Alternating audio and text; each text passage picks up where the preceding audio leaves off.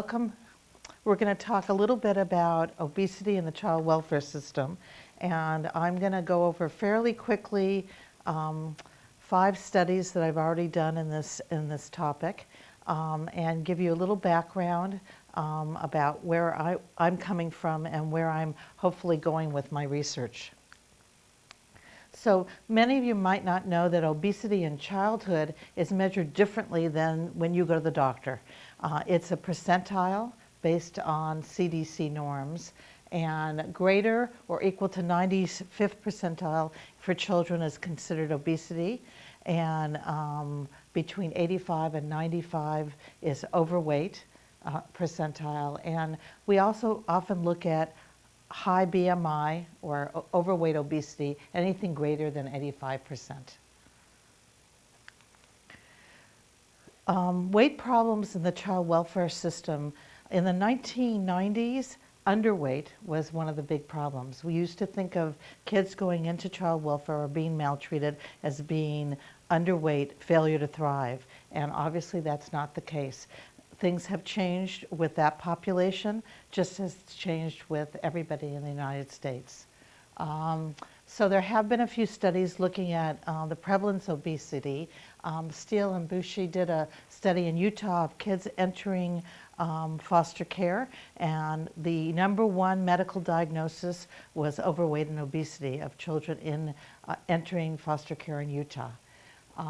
I did a study in LA of young children between age 0 to 5, and I found that 13% were obese, and the percent of, that's 2 to 5-year-olds. The 0 to 2-year-olds, or birth to 2 years old, were not overweight and obese, not greater than the NHANES, which is the National Nutrition Survey. It's the national survey that in the United States, how many kids are overweight and obese. The percent of obese 2 to 5-year-olds was higher than NHANES, but similar to low-income prevalence of kids that were low income. And this is a primarily Hispanic population, so I also looked at the NHANES for Hispanic kids, and the percentiles stayed the same. In the NSCA, which is the National Survey of Child and Adolescent Well-Being, which is a survey of children who have been reported for maltreatment in the United States. There have been 2 NSCA studies. The second one started about maybe 5 years ago or so, and in that one they got heights and weights, but it was caregiver report. So the parents reported that, which is obviously not as good as when you actually measure height and weights. And Jesse Helton from Illinois looked at NSCA and did weight for age. And I can give you these slides, so you don't actually have to take any notes if you don't want to. If you would like to, you can, because you have a napkin, and I thought, I'll just email you the slides, so that will make it easier for you, and you won't have to take notes, and you can listen and just ask questions, which I'd prefer.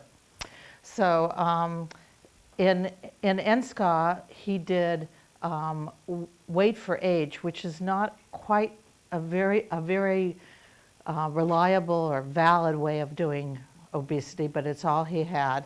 And he found that the obesity prevalence for kids reported for maltreatment ages 2 to 18 was 25.4%, and it was higher among boys than girls. So that's those are some local, statewide, and national statistics on obesity in the child welfare system. The other kind of research that's been done about obesity has been done about maltreatment. And much of the research on maltreatment is retrospective. They ask obese adults or adults in general, have you been maltreated? Have you ever been sexually assaulted? Those kinds of things.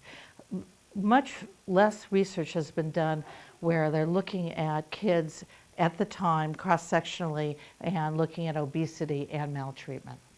So retrospective studies have found, most of them, that adult obesity is linked to childhood maltreatment, and Denise and Tan just published a research article that was a meta-analysis of 41 studies, most of them retrospective, and only 9 of them with children as subjects. And he found that maltreatment was related to obesity over the life course when you're an adult, but not necessarily for children. Okay?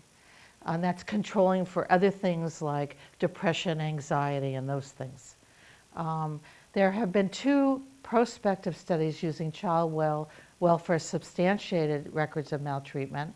One was done in the Midwest by Kathy Wyndham, and she found that physical abuse was associated with high BMI in adulthood, but sexual abuse and neglect were not predictors of high BMI.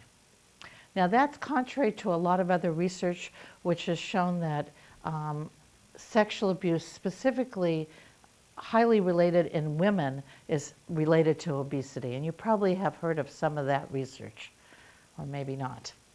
My colleague at USC, Penny Trickett, has a longitudinal study of maltreated adolescents, and she found, she does in LA, but this research that I'm quoting right now was done in Washington, D.C. She has a longitudinal analysis of sexually abused girls and looked at them compared to comparison girls in the same community, and the sexually abused girls had a higher BMI and more obesity in adulthood, but not necessarily in childhood. The other issue about obesity is the recent emphasis on the idea of stress being associated with obesity. I don't know if you've heard the topic of toxic stress and maltreatment, but it is the type of stress that kids can't handle, basically. And adversity experienced during youth, for example, maltreatment, but other kinds of adversities such as having a drug-addicted parent, having an incarcerated parent, poverty, those kinds of adversity result in frequent and prolonged activation of the stress response. And it's often measured using cortisol measures. And it's a problem regulating your response to stress. And the ACEs study, which was a study done at Kaiser Permanente in San Diego, of middle-class adults, a very large population-based study, and there's probably about 80 articles written on the ACEs study, so you may find them in your reading, by Folletti, found that adversity during childhood was related to all kinds of bad results, including increased incidence of health-related risk behavior, such as drug use, those kinds of things, risky sexual behavior, that kind of thing, as well as very poor health outcomes such as early morbidity and mortality, cardiovascular disease, and obesity. And those studies have been published in medical journals, and that was kind of the beginning of talking about stress and obesity. But what is known about maltreated children and obesity, and what is unknown? We don't know really whether the prevalence of high BMI is similar for comparable children in the same community, and whether specific types of maltreatment are related to high BMI, and how removal from the home and placement in foster care affects weight. So these are some of the questions that have furthered my research in this area. And I used 2 data sets for this research that I'm going to talk about, and I'm going to try to go over it fairly quickly so you get the gist of the results. But I have all but one of these studies is published, so I can give you the citation for the publication, which might be helpful.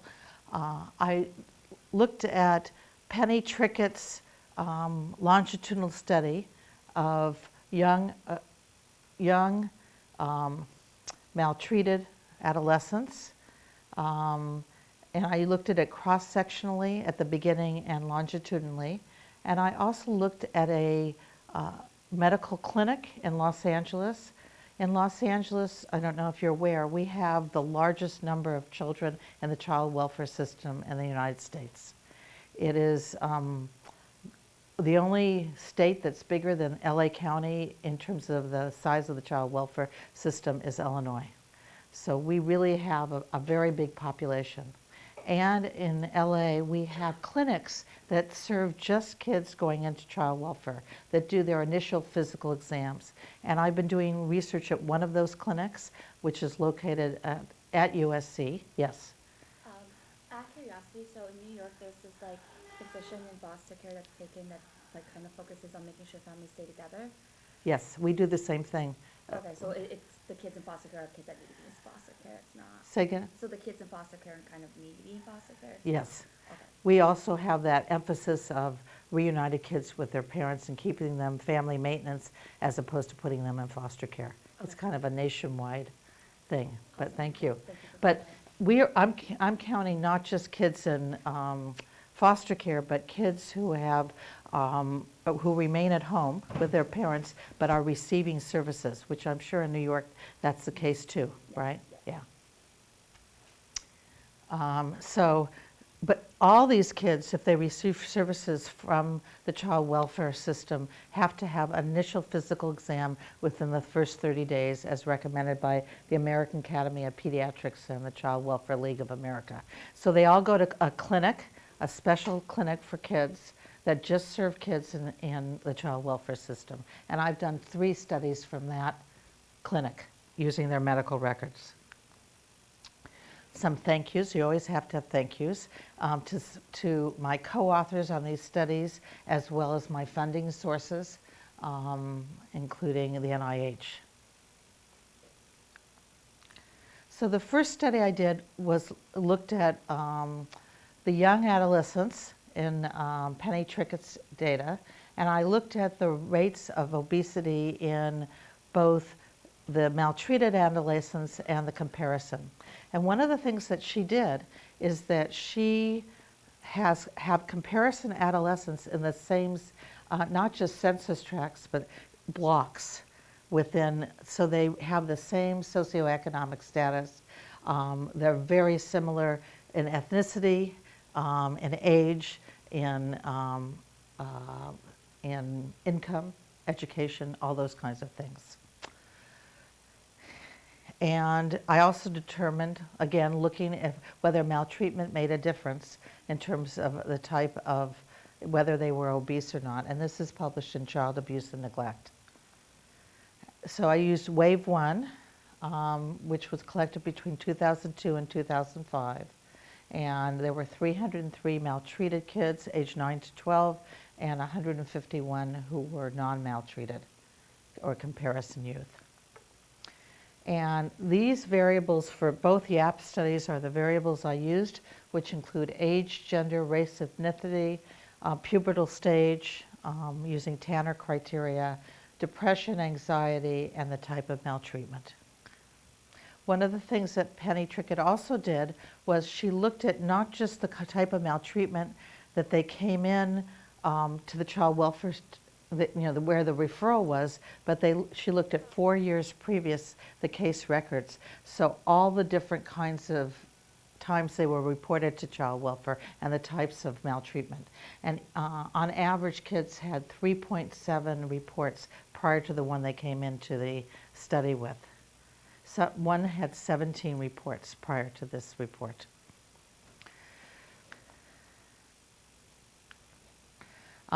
The 76% of them had multiple types or polyvictimization of maltreatment, and these were the percentages.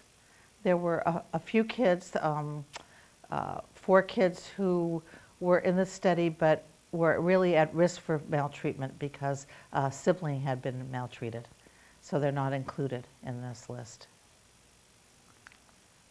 And I use logistic regression and, to look at BMI while controlling for those demographic and psychological covariates. Obesity percentages between the maltreated and the non-maltreated 9 to 12-year-olds were the same, and they were 27.1 and 34.4% were obese, and that's greater or equal to 95 percentile. There were actually a higher percentage in the comparison group than the maltreated group that had BMI over 85%. So they had high BMI. They either were overweight or obese. And the comparison adolescents were actually 1.7 times more likely to have BMI over 85 percentile. And there was no gender interaction. I looked at maltreatment in this group, whether you were sexually abused versus the kids who were not sexually abused. So even though I'm looking at sexual abuse, they likely had other kinds of maltreatment also. And I found that for overweight obesity, females being physically abused reduced the odds. When you look at stress and maltreatment, one usually thinks that, or has found that sexual abuse is the most stressful for kids, followed by physical abuse, emotional abuse, and then neglect. Not that they are all not stressful for kids, but in terms of cortisol reactivity and other stressful measures, that's kind of how they are. So this was against my hypotheses, this finding. And then for females being physically abused, reduced the odds of being obese, just like overweight. For females being sexually abused, reduced the odds of being obese.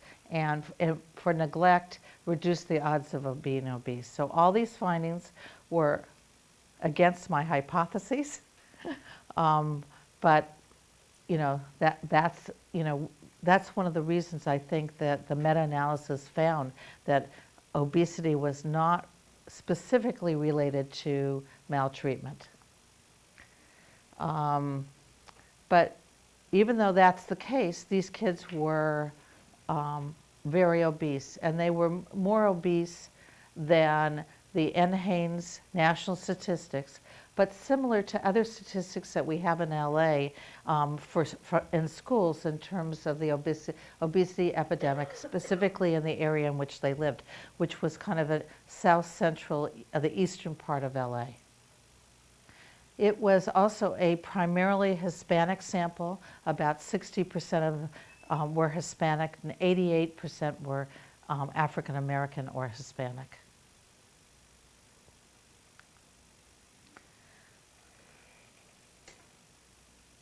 So that's kind of what this says. Any questions?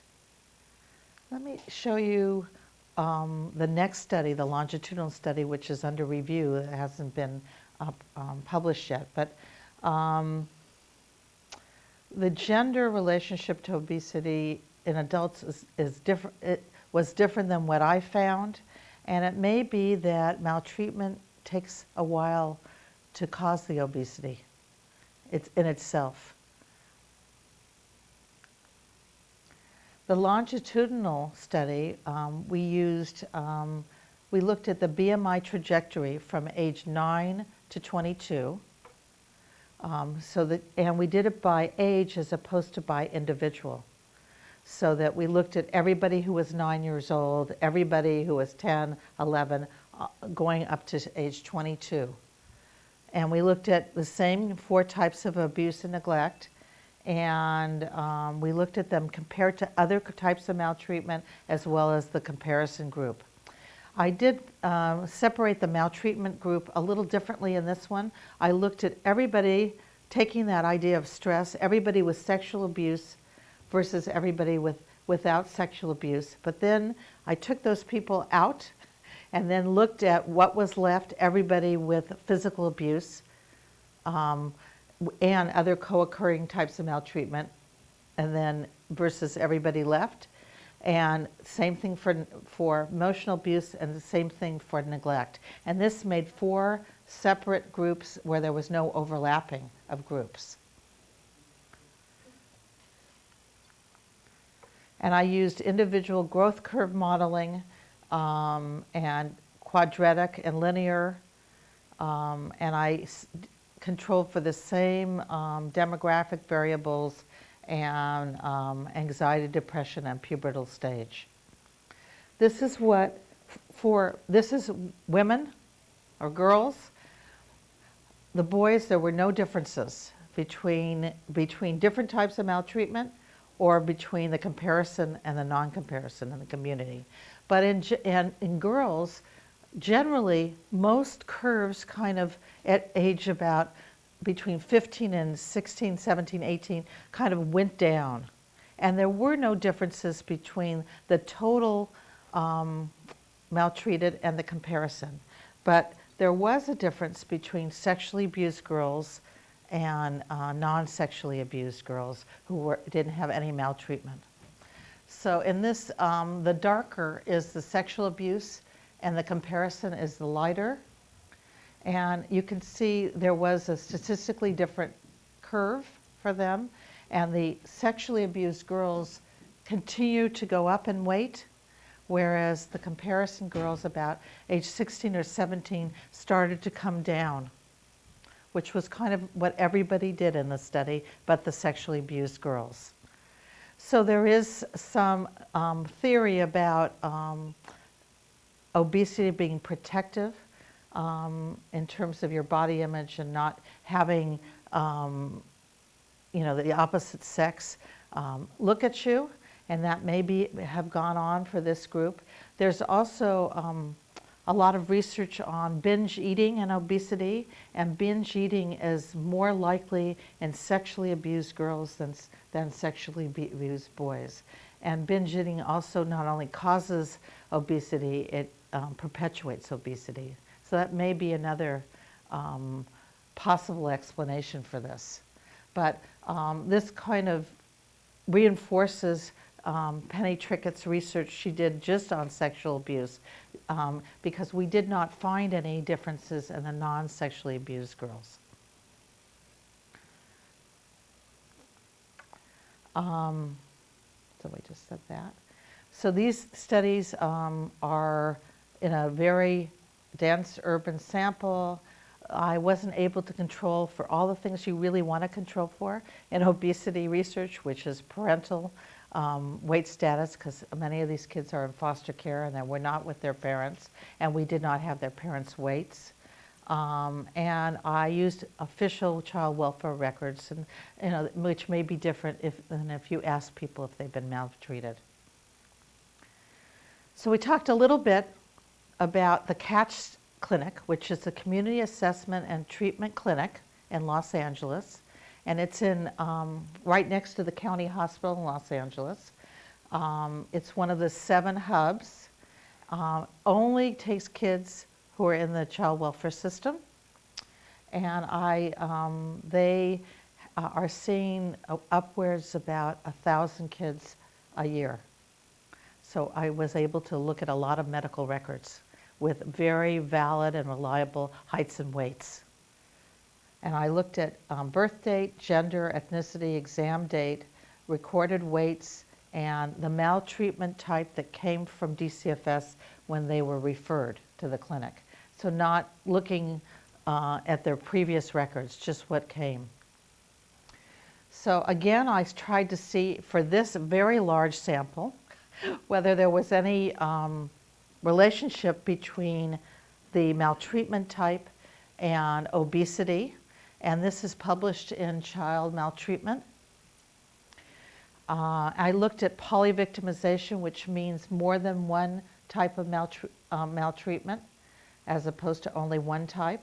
And I looked at abuse versus neglect. Anybody who was only neglected versus only abused, either sexually, physically, or emotionally abused. This was a study of 2,000 subjects, 2 to 18 years old, who attended their initial foster care clinic, medical appointment at Catch. So these were all in foster care. And for this study, there were no kids with their birth parents.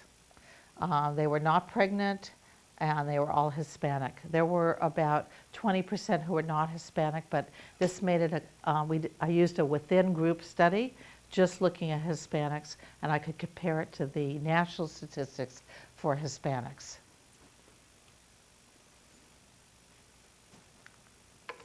I also used logistic regression, and I separated boys from girls.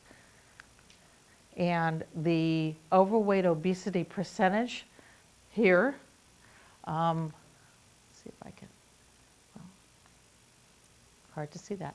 The very right top for these Hispanic 2 to 18-year-olds was 39.5% overall, but for the 12 to 18-year-olds it was 47.7% were at a high weight. Almost half of them were either overweight or obese. There was no difference by gender, and very few of them were underweight, much fewer than the national estimates for kids nationally who are underweight, which is close to 3%, 3 to 4%, and this was 2%. So this is not an underweight population anymore. Looking at logistic regression, as you age, it's more likely for you to be obese. So you have a 1.67 times greater odds of being obese at 12 to 18 than 2 to 5. And this, you had greater odds at 12 to 18 than 6 to 11 for both boys and girls. And the girls are on top and the boys are on the bottom. And once again, my hypothesis was not confirmed. In fact, there was no difference between maltreatment types in terms of in terms of neglect versus abuse, and for polywictimization actually decreased the obesity in kids.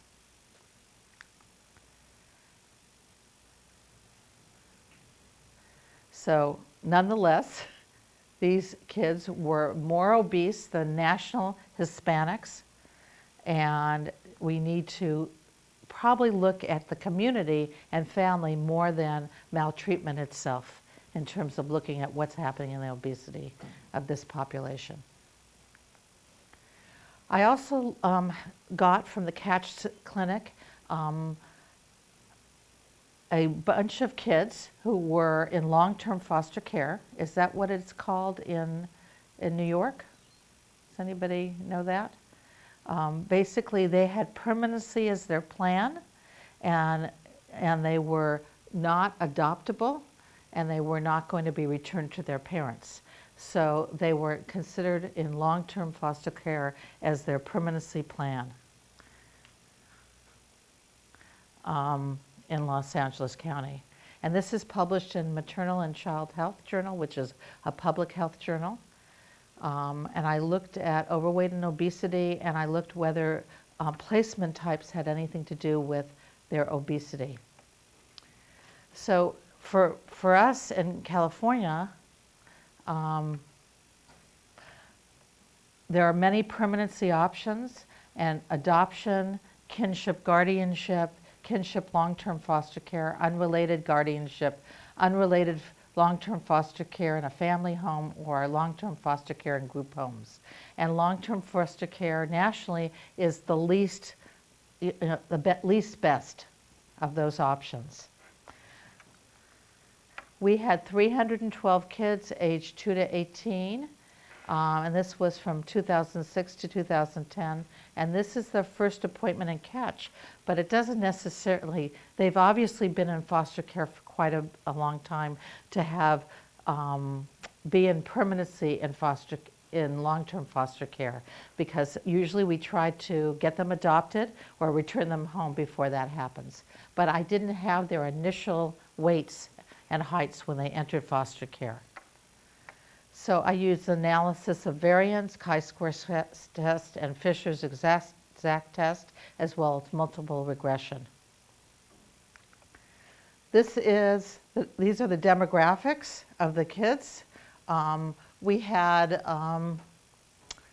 in group home, 40 of them were in group homes. 203 were in unrelated foster care, and 69 were in kinship foster care. The genders were about the same. There were more older kids than younger kids, and no 2 to 5 year olds in group homes. And they most of them were either Black or Hispanic.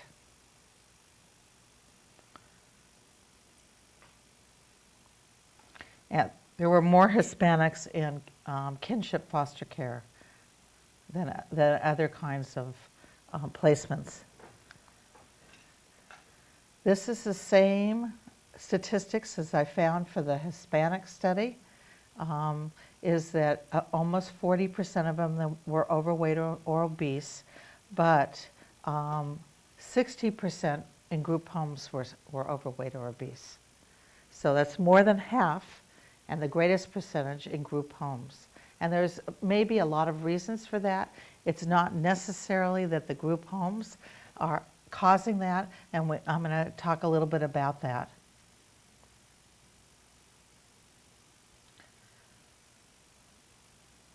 And as they get older, except for the well, let's look at this for a second. This is the regression analysis, and the only thing I found in it were 12 to 19s years old were 2.1 times more likely to be overweight, obese than 2 to 5 year olds. The rates were higher than the NHANES for 2000 to 2007 to 2008 for the 12 to 18 year olds, and the 2 to 5 year olds, but not for the middle group, not for the 6 to 11 year olds. They were less obese than national studies. They had lower prevalence of obesity and overweight than the NHANES sample. And the older youth, many of them who were in group homes, were, in terms of trying to explain why their obesity level was so high, many of them are often on psychotropic medications. Both older kids in foster care are more likely to be on psychotropic medications, and kids in group homes as opposed to family foster homes are more likely to be on psychotropic medications, and psychotropic medications are much more related to obesity. So that could be one of the reasons. It's odd because in group homes, the diets are much more controlled than in family foster homes. So it may be that the medications have more to do with it, or they're coming into group homes more likely obese or overweight. So we need targeted prevention and intervention, and I wrote in this that maybe we should possibly start with group homes because the diets are so controlled, and many group homes, very large group homes, have actually dietitians that are on call, so it might be a way of doing that. And the latest law called the Fostering Connections to Success and Increasing Adoptions Act, or Fostering Connections Act, actually addresses obesity in terms of foster care, that we need to do something about obesity, and maybe that'll make a difference. And the final study that I'm going to tell you, and you're going to be happy to know it's the final study, is looking at what happens in foster care over a year. There have only been one study that looks at this, and that was done in the UK. I don't know the ethnicity of the population, but they actually increased the proportion of obesity over a year of the kids in looked after care, which is what it's called in the UK. So I looked at the prevalence of high weight categories, upon entrance to foster care and after 1 year in foster care, and I compared them to national statistics, and I explored the relationships of changes in weight status to the age, the reason for entry, and the placement type. And this is published in Child Abuse and Neglect. I had 360 kids, and the UK study had about 100 kids, age 0 to 19. They attended their initial appointment when they entered foster care at the Catch Clinic, and then one 10 to 14 months later, and the mean was 12.3 months. They were in foster care when they attended all their appointments, and this was done between 2006 and 2010 medical records. I used chi-square tests as well as the McNamara test for comparing paired proportions. What happened is when you look at these, you look at it by age between 0 to 2, 2 to 5, 6 to 11, and 12 to 18. So when I was looking at proportions, I did it using the McNamara test for everybody, but many of them changed what age they were in, and they grew in a year, so they changed from 0 to 2 to 2 to 5-year-olds. So I looked at the proportions at those particular ages. And I looked at the change in weight categories, and I categorized them by looking at either a decrease in weight, which means they went from obese to overweight or overweight to normal weight, or I looked at increase, they went the opposite way, like normal to overweight or overweight to obese, or they stayed in their overweight or obese category, or they remained normal weight. So, I mean, if you had more kids, you could look at a change in weight within the normal weight, because if you were at 30% and then in a year you were up to 70%, that in itself would be a serious problem. But I wasn't able to do it for this study. Here are the kids, and the only significant changes in weight were the 2 to 5-year-olds. They significantly changed from being obese or overweight to more likely normal weight after a year. In the total population, there was no difference in obesity after a year for the total population. There was a difference between overweight and obesity, greater than 85% for the total population, driven by the 2 to 5-year-olds.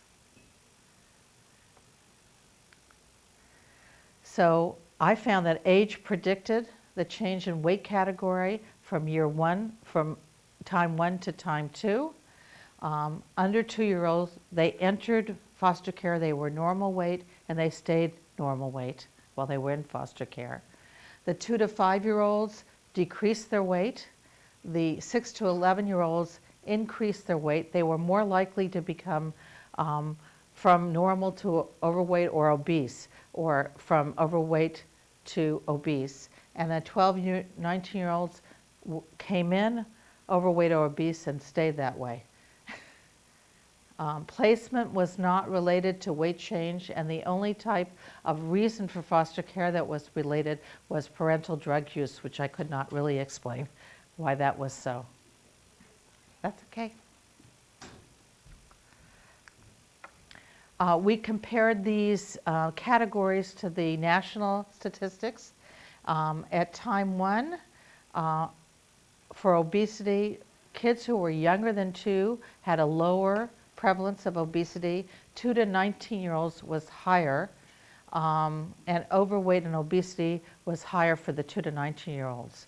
But at time 2, the under 2-year-olds remained lower, and the 2 to 5-year-olds became lower than national statistics, and the 16 to 19-year-olds remained higher. So just that 2 to 5-year-olds changed. And there were no differences when I looked at only Hispanic statistics. Why did these 2 to 5-year-olds lose weight in foster care when nobody else did? And it may not be the foster care itself. It could be that there's a lot of research about 2 to 5-year-olds.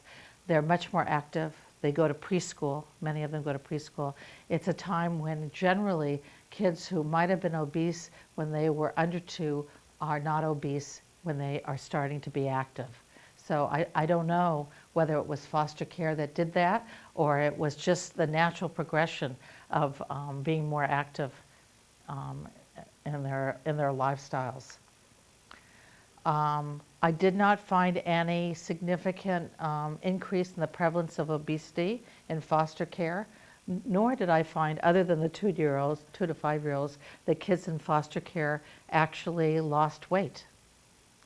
So, that was that they did find in UK. They did actually find that they gained weight. So, from this study is where I'm kind of going now. It suggests that we should do something about the kids who are 6 or older who come into foster care obese. But there were quite a few kids who were not obese and became obese in foster care, also specifically in the 6 to 11-year-old group. Because a change in home environment may not actually do anything for their obesity. There are suggestions that BMI percentiles should be added to their child welfare department files, and that we need to train caregivers in obesity interventions. But when I started thinking about that, I thought we better look at whether actually what's happening in the home really is reflected in the kids' behavior. Whether what's practiced in the home and what the caregiver is actually doing is actually what the kids are doing, specifically in foster care. And I'm going to talk about that in a minute. But there's a lot of limitations because I used retrospective medical records. It was a largely Hispanic population. I didn't have child welfare records to look at all the different types of maltreatment these kids were exposed to. Of course, didn't have the birth parents' BMI or birth weight data specifically for the 0 to 2-year-olds. You really need to control for birth weight to look at obesity, and I didn't have their placement history. In most studies, 0 to 2-year-olds do not use the CDC percentiles. It's recommended now they use the World Health Organization norms, but I couldn't do that because many of the 0 to 2-year-olds became 2 to 5-year-olds during the study. So I used only the CDC norms for this study. And from LA, this is what we know, that maltreated kids have high levels of overweight and obesity, that maltreatment types are not the driving force. It may be a combination of environment, genetics, family, that foster care does not increase obesity, and the child welfare system, for me, needs to make prevention and treatment of obesity a priority. There also has been a lot of controversy. I don't know if you've read about it, but it's been in national newspapers. It's been in, on the internet that there were a couple articles, one in JAMA, a Journal of American Medical Association, one in the journal Pediatrics, about thinking about obesity as a type of medical neglect and putting kids in foster care as a treatment for obesity. There was an editorial in JAMA because I think pediatricians are very stumped on what to do. And they know that these kids need a change, and this is what they can think, that foster care is supposed to make that change. But from my research, foster care does not treat obesity, and putting kids in foster care may also increase their stress, which is highly related to obesity. So there have been a lot of pushback from the child welfare professionals and researchers about this. And there are 4 states that are now removing kids from their home for obesity treatment in foster care. And here are some of the things that I've been talking about, placing obese children in foster homes, a controversial proposition, but it's actually being done today. Not everywhere, but in some places, although parents are suing the child welfare system about it.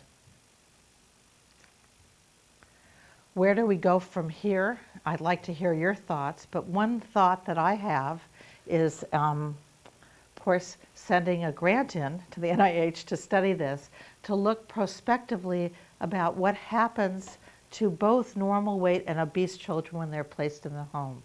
Prospectively looking at kids, I'm going to just look at Hispanic kids because that's what that's an increasing majority of kids in LA and in California are Hispanic in foster care. And in California, we have more Hispanics than not Hispanics in the state. Looking at the influence of caregivers' health behaviors, their own dietary intake and their own activity levels and their home environment, such as TV watching, access to parks and access to after-school activities, those kinds of things, on health behaviors and obesity levels of children who are involved in the child welfare system. Looking at differences between children who remain home, who are maltreated, and children who are in foster care. And also looking at the role of stress, both for the parents or caregivers and also for the child in terms of mediating that relationship between what happens in the home and what happens in the child's life. And I'm going to look specifically at 6 to 11-year-olds because in my study, those are the kids who gained weight. And I want to see what's happening before we look at what to do in placing interventions in foster care homes. There is a lot of literature that says that home-based interventions are even more successful than school-based or community-wide interventions for obesity, but none of them have been tested in foster homes. So I think we kind of need to know what's happening in these homes before we place interventions that have been not designed for foster homes in foster homes. Are there questions, comments? I'm very interested in what you have to say about what I talked about. In your own experience, are any of you working with kids in foster care? Or you are? Do you find them obese or normal weight? You haven't seen that? Not particularly?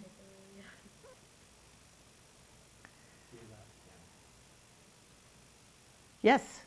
What I found is there's a lot of parents who are overweight, mostly the birth parents, but not necessarily the kids within the foster system. It could be that like they're with foster parents who aren't Yes. overweight, but I've seen a lot of birth parents have that. There was a study done in Virginia by a nutrition Ph.D. student who's finished her program, and it's going to be published in Youth and Family Services Review, that looked at the eating and activity levels in home environment in foster homes in Virginia, and almost 80% of the parents in the foster homes, the foster caregivers, were obese in Virginia. And the kids were also about the same in terms of about 40% overweight and obese. So, I mean, it's a problem because in your case, the birth parents and how about the foster parents were not obese? Not to the extent that I've seen some of the birth parents. And the kids not so? No. But Okay. they're also a lot younger that I've seen. Oh, babies. Yeah. So Yeah. that's not as much. Yeah, I think that's.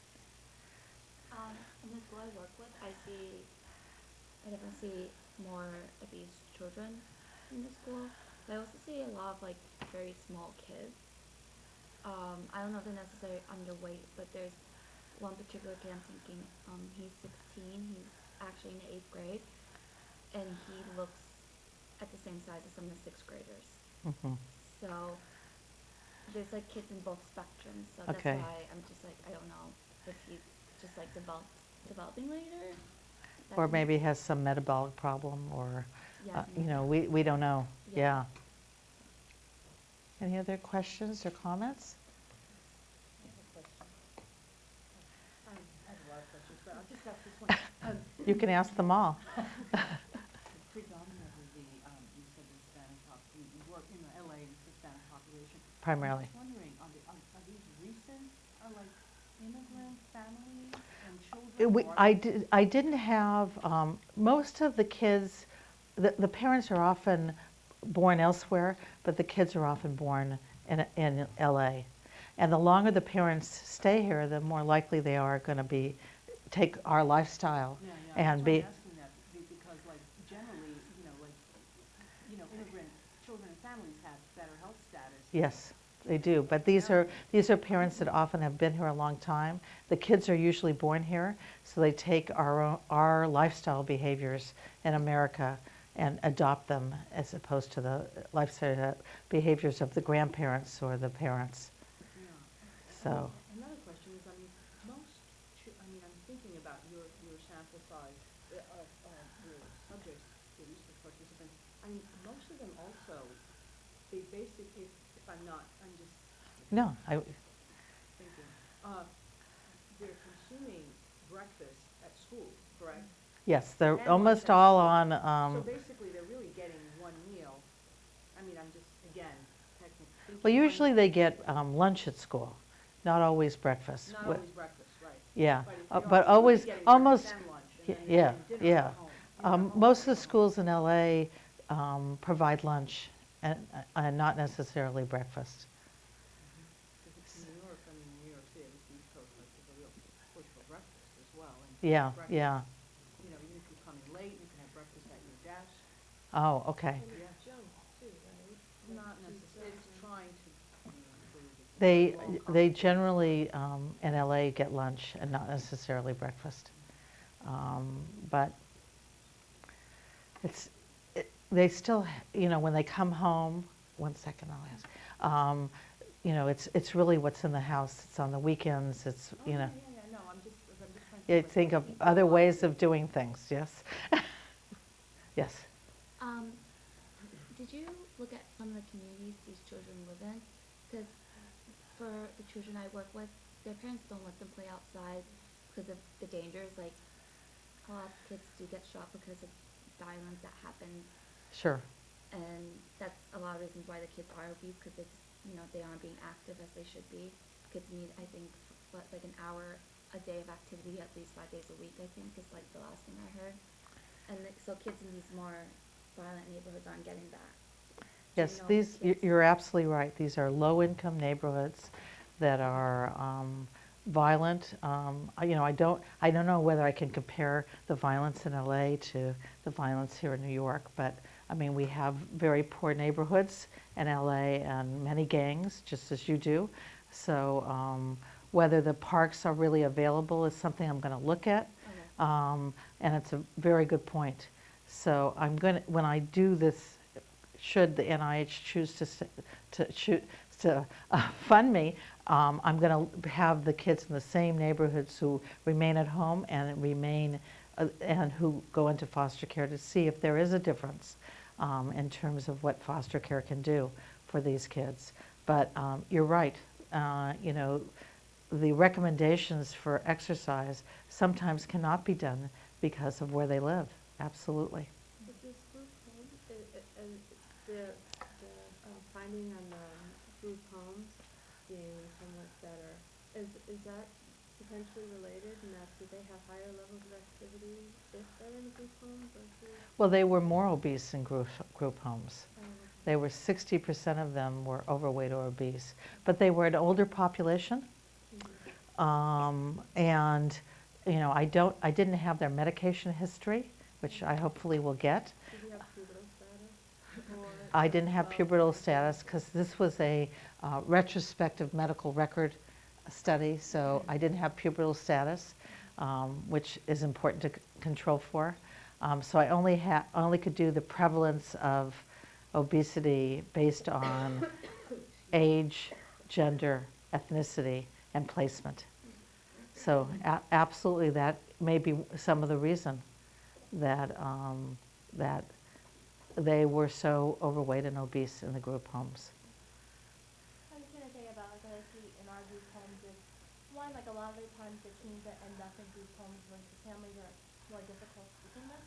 So oftentimes like with staff, food is unfortunately used as like kind of a reward system. Like, all right, like if you just don't call your teen about this, I'll get you your Chinese food. Sure. Or also a lot of them are coming off, detox, in which case their cravings for stuff is a little higher also. Yeah. I mean, I think that one of the issues is not the obesity itself, which is, it's detrimental to their health, but the fact that these kids have the highest rates of chronic illness in the United States. Many of them have asthma, which obesity makes it harder to treat. So it's a combination of all those things. And this is, Medications too, there are medications that increase appetite, like yes, and yes. So in this hopefully new study, I'm going to control for those kinds of things because I'll have access to that information.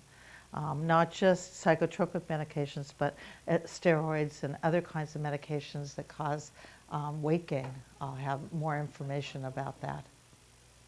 When you look at screen time, Pardon me? excuse me, I'm sorry, I have to. That's okay. When you look at screen time, Media, TV. Screen time, yes. Yeah, screen We time. have a home environmental measure that looks at screen time that we're using, or we're planning on using. And I have a pediatric endocrinologist. We're not going to take blood, even though they want me to, because it's very traumatic going to people's homes and bringing a phlebotomist to take blood. They wouldn't invite us back again, I don't think. So we're going to look at, there is a way of looking at insulin sensitivity through darkening in the neck, and we're going to do that kind of thing. So we're going to estimate insulin sensitivity, and we're going to do body fat measurements. We're there in the home. I worked as a visiting nurse for many years. I worked as a visiting nurse for many years. I don't know, I think they would tolerate it. I mean, that's just my take on it. Yeah. Well, I think that I don't this know is, if it's because of like, maybe they might faint or something like that, you're yeah. against it, but. Well, it's also extremely expensive. Yeah, That was yeah, the yeah, other yeah, thing. sure, Yeah, it's very expensive. Yes. This is kind of not related to your research, but can you just go into more detail about the neck thing with insulin? Because I have type 1 diabetes, so you can look at. There's a Negrin, I forgot the name, Acanthus nigrans, and I can email it to you. It's a specific kind of darkening of the neck that happens when you have changes with insulin sensitivity, and it's correlated to BMI. And I can send you that information. But it's more type 2, that's my understanding, not type 1. Okay. Yes, type 2, not type 1, no.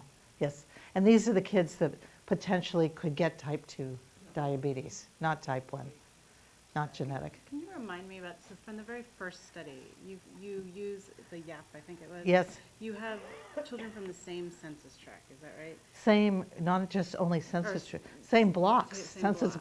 blocks, And yeah. there you're finding higher than average rates of obesity versus national estimates. Yes, but the obesity is not any But different. it's not different between the two groups, which suggests that there's The community. it's a community effect, not a foster care thing, right? Yes, yes. Okay. And these kids, the maltreated kids, only about, most of them remained in their home. These were maltreated. It was a study on maltreatment, not necessarily foster care. About maybe 30% of the maltreated were in foster care. Most of them were at home or with relatives. I mean, so that suggests that there's It's a community kind of a lot thing. of other things going on that Yes. might be accounting for some of this, right? Yeah. That's right. The maltreated group in the YAP study, physical health was not any different. We have a paper we're going to publish about this than the kids in the community. The psychological health, the maltreated kids had much higher depression, anxiety, and other psychological measures. Yes. You mentioned that using the foster care system as kind of a preventative measure.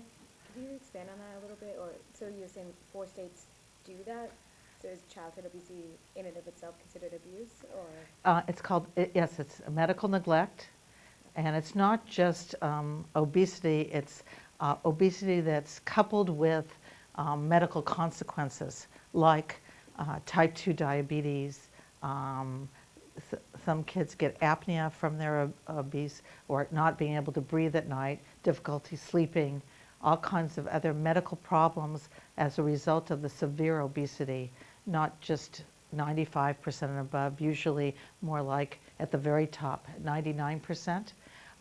So if they can't, the parents can't help the doctor control the obesity to treat the other problems the child had, they were taking kids out of their home to put them in foster care as a type of medical neglect. So, but obviously the parents are not happy and are suing these child welfare systems in the states about this. But it is happening in different states. Whether we don't, from this study and from other studies, we don't know that that actually works to treat obesity by taking them out of their home. Are they trying to treat it or just point out that those parents are neglecting their kids? Well, they're trying to improve the health of the kids by removing them from their environment. So it's by treating the obesity, by decreasing their weight. So basically, that's the treatment. Yes. Oh, I just had this is really great and so interesting. I'm glad you. And so I had a bunch of questions, like the one that you were describing, the upcoming study. Well, if it's funded, the upcoming study. Are you going to maybe get cheek swabs? Yes, we're going to do cheek swabs for cortisol, both morning, 5 cortisol samples for a day. And then I was wondering about some of your findings, like with the parent drug abuse being a big predictor. And is NIDA, the National Institute of Drug Abuse, is really interested in looking at obesity from the lens of addiction, and how they're finding, a lot of the pathways involved Are in similar. addiction are affected. And so I didn't know if there was some. But it's a drug abuse of the, whether it's parental drug abuse or exposure to drugs. It's not that these kids had drug problems, it was their parents' drug problems. You could argue like food addiction or Sure. carb craving, like maybe. Yeah, that's possible. Was it the parents' drug use? You said it related to change in weight. Was it decrease or increase? Increase. Increase in weight. So I don't know about that. And the polyvictimization Yes. being a protective factor for like reduced. Because safety. polyvictimization is often related to poor educational outcomes, poor everything. Yeah, that's what I was wondering about some of the like mechanisms. It seems like in your new study, you're going to look at some of the pathways that could affect this. And I didn't know if in some of the data that you have where you're showing no difference between those in the community and those in the child welfare system in controlling for like depression and a bunch of things. I wasn't sure if you were going to look at sort of the within group differences and maybe some. I didn't know if maybe if you just looked at the kids in the foster care system, whether things like depression may sort of Yes, be a pathway. I'm actually going to have 7 measures of stress for the kids, besides cortisol, depression, anxiety, daily stress, other health stress. Yeah, I'm looking at lots of different things. So maybe they're like emotion regulation or something. Like, is that what you were saying, that the binge eating is what's driving the? It's possible. I mean, because I don't have measures of binge eating, so I don't really know. But there is some data about binge eating, as being related to maltreatment, specifically sexual abuse, and also in terms of specifically for girls, and obesity. But I appreciate your suggestions. Yeah, it's very complicated. So that just placing these interventions that are even for low-income families that are in non-foster care homes, non-maltreating homes, may not be the answer unless we know more about what is happening in those homes, about eating behavior and physical activity behavior and stress. So hopefully I can find some of that out. So the proposition is to look at these kids, 450 families, kids over a year in foster care or a year at home, and doing 3 time points of measurements. Yes? I'm not sure if anyone mentioned this, but did you look at like support systems in the group homes and like the ratio between staff and children? Because I mean, Yeah, you're very right that could make a difference, but this was a medical record retrieval, so the only information I had was that they were in a group home when they came, and that was their permanency placement. But definitely that could make a very big difference about what was happening in the group home in terms of the staff and the support systems that they had within that group home or not. Absolutely. Any other questions or comments? Well, I really appreciate you coming. And if you would like a copy of this was taped, so you can look at the tape, but you don't have to do that because you've already been here. If you'd like a copy of the PowerPoint, I'd be happy to give it to you, and that way you would have it, and you can look up the articles if you're interested. And I can send you the last article when it gets published, which is the one that shows sexually abused females' higher BMI growth over time. Thank you so much.